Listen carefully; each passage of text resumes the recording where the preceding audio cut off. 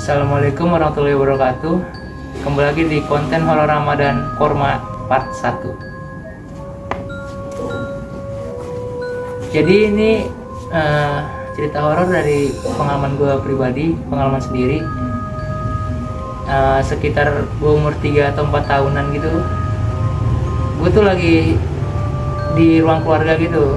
Jadi rumah gue tuh, ruang keluarganya itu ada di lantai 2 kan, lantai 2. Nah, sebelah ruang keluarga gue itu, sebelah kiri itu gudang.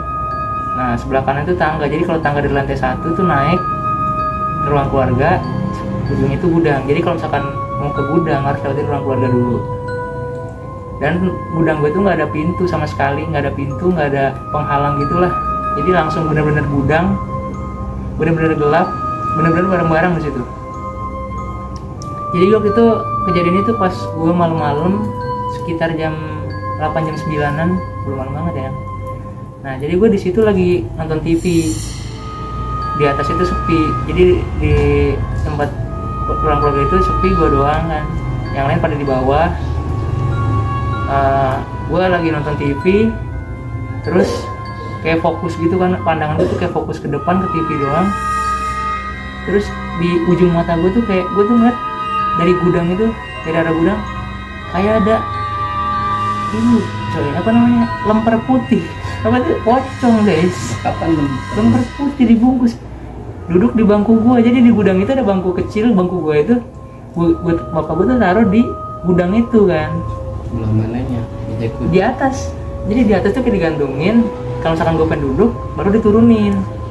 Nah, jadi pas malam itu bangkunya itu kan gak dipakai, digantungin sama bokap gua. Jadi pas digantungin itu, pas malam itu gue lihat di ujung mata gue tuh kayak ada lemper putih, alias pocong guys.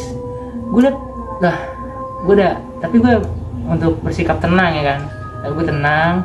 Nggak panji gue. Gue tenang. Gue bilang, wah nih, mungkin ini imajinasi kan. Gue tengok nggak ada, sebelah kiri kosong. Mungkin halu, tapi pas gue ke depan lagi, ada lagi coy.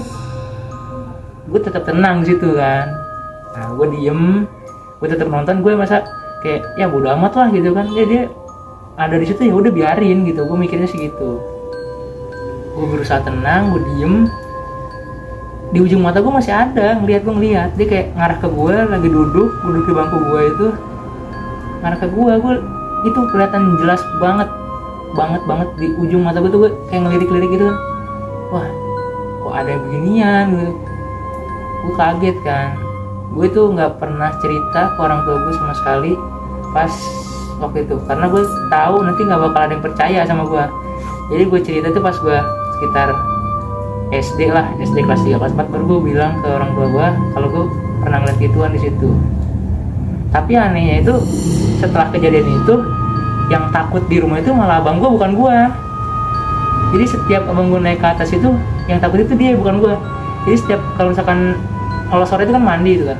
Jadi kalau misalkan nggak mandi itu ambil baju dulu ke atas, lemari gue udah di atas kan sama abang gue tuh. Jadi abang gue tuh minta temen gue terus, gue nggak pernah takut malah ke atas. Sejak dari itu gue nggak pernah, ya biasa aja lah gitu. Karena gue mikir ya memang ada, tapi ya udah gitu. Gue waktu itu nggak merasa takut. Setiap gue naik ke atas pun sepi, nggak ada orang pun gue biasa aja.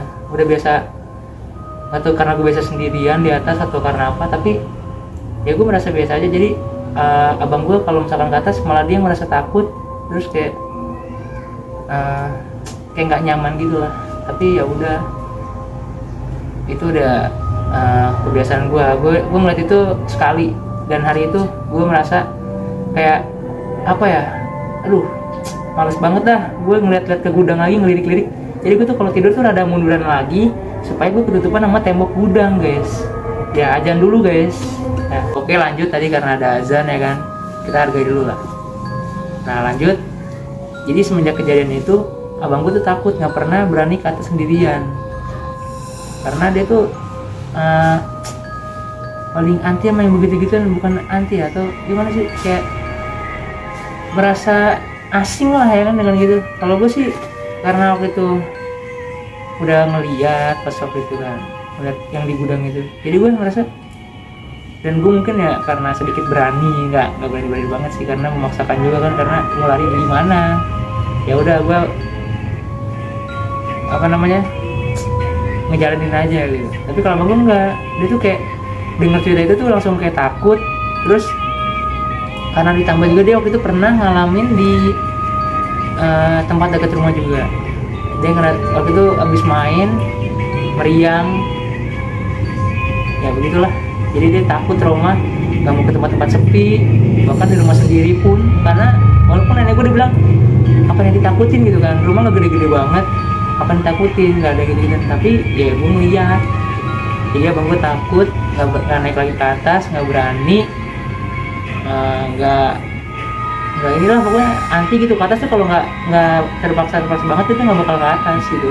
Berarti dia tidurnya di mana dong? Di atas, tapi kan karena rame, kalau sepi sendiri dia nggak mau. Tapi waktu pas gue lihat itu kan abang tidurnya di bawah. Bukan rumah yang itu bre. Oh, beda Rumah lagi. itu dulu. Nah, jadi semenjak kejadian itu nggak berani dia ke atas. Dia nggak mau ke atas. Kalau ngambil baju pun minta temenin gua gitu. Pas lama tinggal di sana, ya. Bukan di rumah yang sekarang. Tadi dibilang Mr. Alfarizi itu bukan. Ya itu cerita dari gua. Mungkin biasa-biasanya nggak serem-serem amat gitu kan, karena apa ya? Ya cuman lemper putih alias pocong ya kan. Kalau yang lain mungkin serem gitu. Jadi itu cuman gue pengen cerita doang, pengalaman gue ngelihat begituan di rumah gue sendiri waktu itu. Sebelah gue banget, gue ngalamin sendiri, gue merasakan sendiri tanpa ada intervensi dari orang apapun di situ. Gue merasakan sendiri, ngalamin sendiri. Jadi itu pengalaman dan cerita gue. Terima kasih udah mau dengerin. Sampai jumpa di konten Korma selanjutnya. Konten Korma, konten horor Ramadan. Assalamualaikum.